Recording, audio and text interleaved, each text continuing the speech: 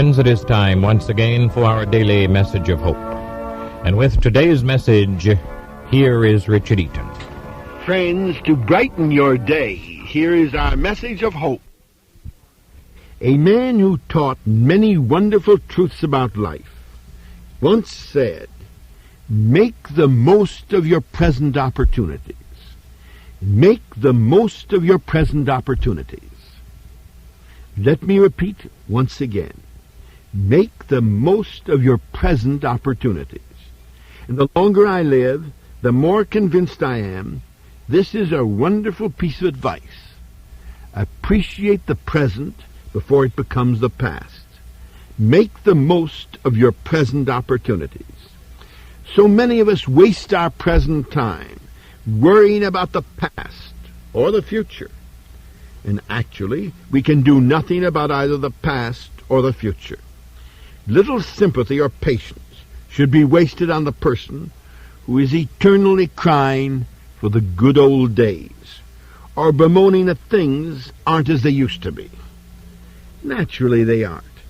Time changes all things, as does changing you right now.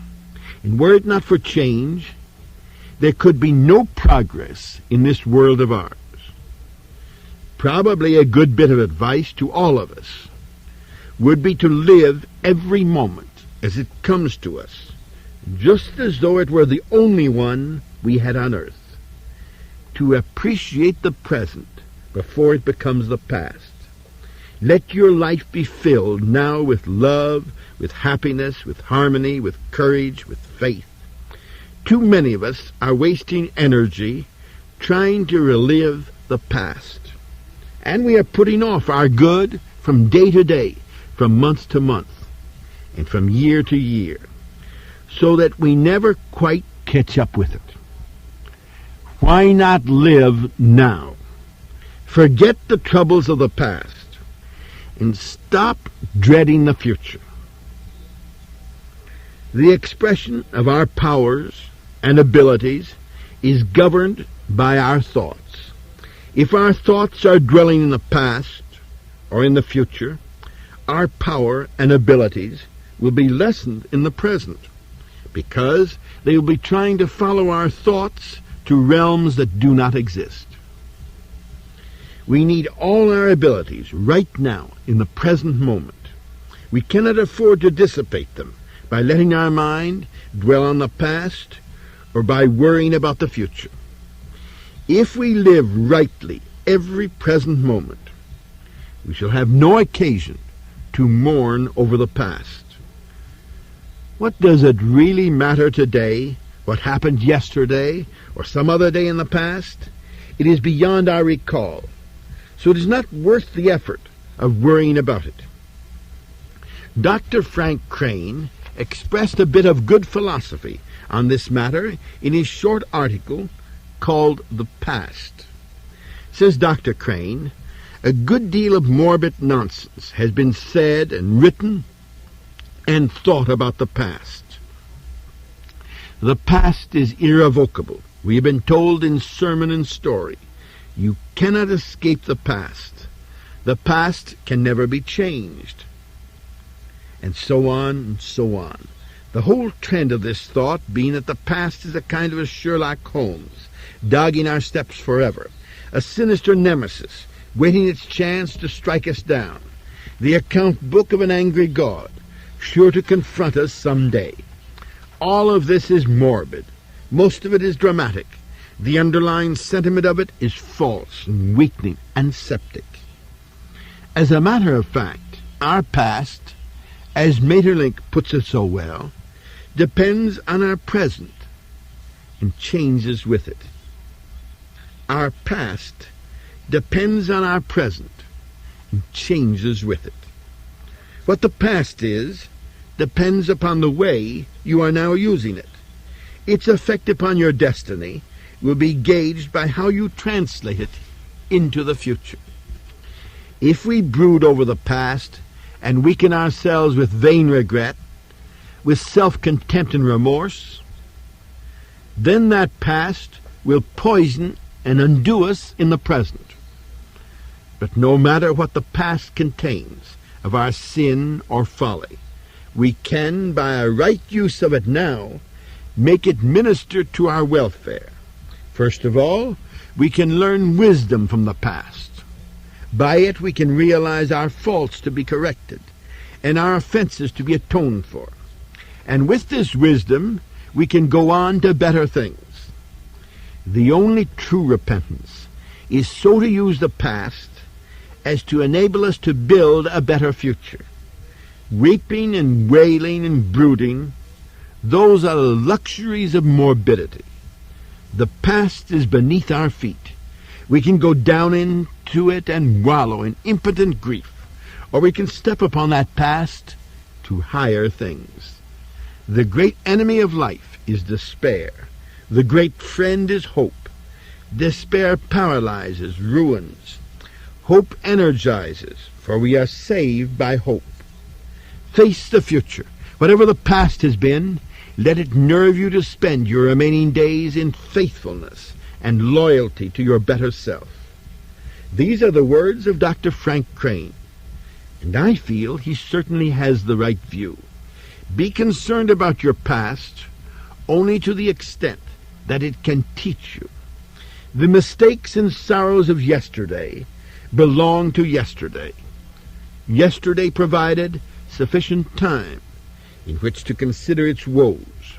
Most of the worries, the griefs, the heartaches that we suffer are nothing more or less than memory of the troubles and hurts that we experienced some time in the past. If we could only remember that sufficient unto the day is the evil thereof. Moffat renders this passage as the day's own trouble is quite enough for the day. And when you stop to think of it, isn't this true? We can readily understand from this that the miseries or woes of yesterday can enter today or tomorrow only through our memory. Before the end of yesterday, we should have put out of mind every disturbing thought caused by yesterday's situations. Those were yesterday's problems, so let them along with yesterday pass from sight and from memory. Let not the sun go down from your wrath is a mighty good bit of advice, or so it seems to me. We should not let the day close with our mind disturbed. It is too late to do anything about the way we let yesterday close. But we can do something about the way we let today close. Let us set today free in order that we may meet tomorrow, another new day, fresh and clean and unused, in the right spirit. Our wrath, mental disturbance, and physical miseries of yesterday have no place in our today. They only serve to crowd out the joys and blessings that are in store for us today. Each new day, a new world will begin for us if we do not carry into it the woes of yesterday. If we have not forgotten the woes of yesterday, we do not really experience a new day. To us, the day is just an extension of yesterday. When we let yesterday's sun go down, finding us wrathful and disturbed in mind, we are not obeying the biblical injunction to forget our miseries. We are not approaching a new day with a clear mind and a clean heart. The wisely given command to forget is a provision for our happiness. Were we to remember all our mistakes of the past, we should not have time to think of the good we want. Thou shalt forget thy misery. What shall we forget? What does the misery include? What comes under the category of wrath of mind? Everything not founded upon God or good and truth.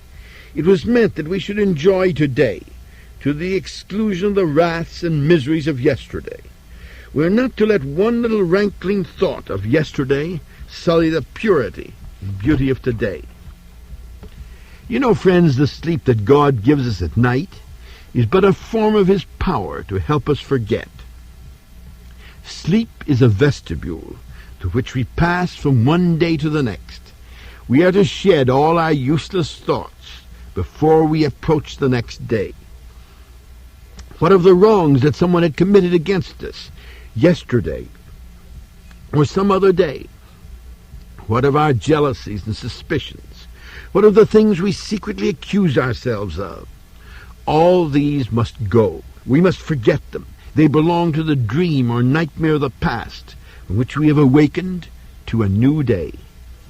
Are you willing to obey the command, "Thou shalt forget thy miseries"? You alone can decide. You alone can reap the benefits of forgetting. You alone can decide whether you will spoil this new day, fresh and clean and unused, by harboring the adverse thoughts of yesterday.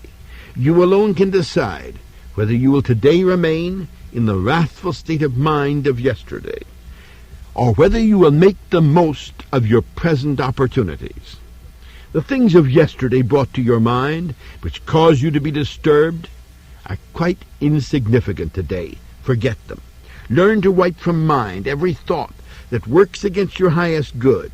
Enjoy today to the fullest. You can do this only by approaching it with a clear mind, receptive to the good in store for you. Let each new day begin life anew for you, rather than being merely an extension of yesterday. Start out this morning by obeying the command to forget. Make up your mind you are not going to try to carry yesterday along into this brand new day. Erase from your mind any sense of blame, any memory of failure, all thoughts of wrongs of the past. Was it not Ruskin who said, "Let every dawn of morning be to you as the beginning of life, and every setting sun be to you as its close"? Then let every one of these short lives leave its sure record of some kindly thing done for others, some goodly strength or knowledge gained for yourself. Let me repeat, let every dawn of morning be to you as the beginning of life, and every setting sun be to you as its close. Then let every one of these short lives leave its sure record of some kindly thing done for others, some goodly strength or knowledge gained for yourselves.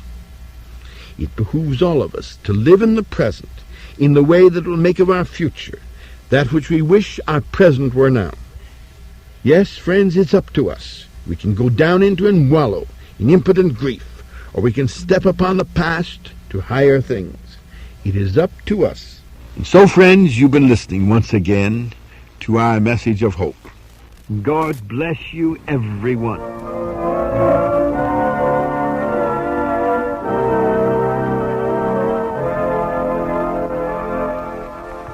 Listen again tomorrow, friends, for another message of hope with Richard Eaton. This is UBC, the United Broadcasting Company.